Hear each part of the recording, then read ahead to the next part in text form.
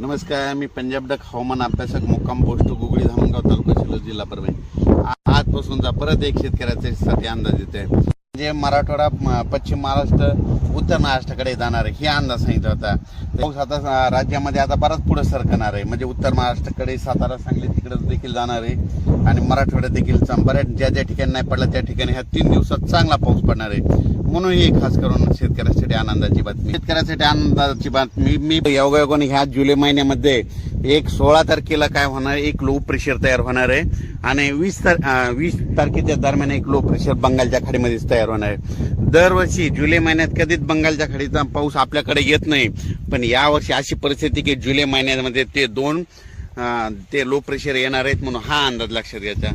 सर्व शेतकऱ्याला सांगू इच्छिते की राज्यामध्ये सांगायचं झालं तर म्हणजे आज 7 तारखेपासून 7, 8, 9, 10 ते जवळपास 12, 13, 14, 15, 16 तारखेपर्यंत पाऊस राहणार आहे।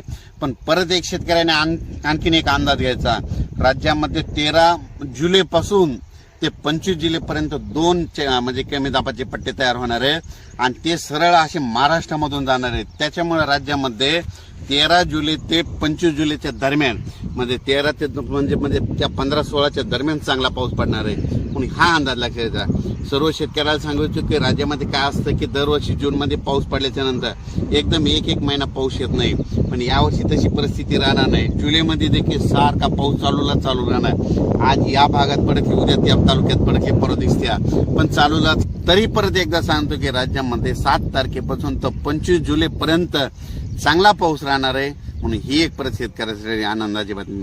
अचानक वातावरणात बदल झाला होता, परत एक मेसेज दिला जाईल। धन्यवाद।